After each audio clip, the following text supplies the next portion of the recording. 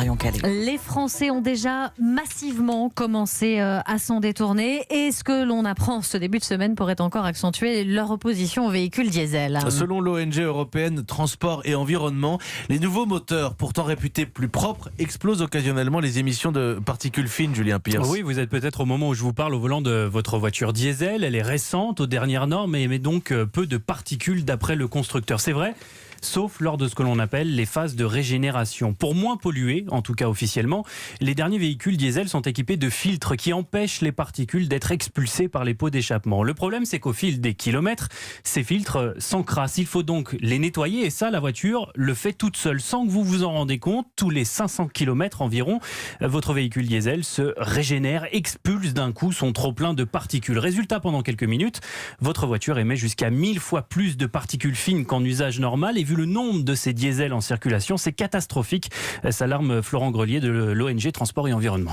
Il y a environ 7,7 millions de voitures diesel en France qui sont équipées de ce type de filtre, ce qui représente environ 219 millions de régénérations par an. Donc c'est pas simplement une voiture qui, une fois toutes les 2 semaines, va faire une régénération. C'est vraiment un impact global qui est extrêmement important. Or, ces phases de régénération et les pics de particules qu'elles engendrent ne sont absolument pas prises en compte lors des tests d'homologation, même les plus stricts. Des explications signées Julien Pierce pour Europe 1.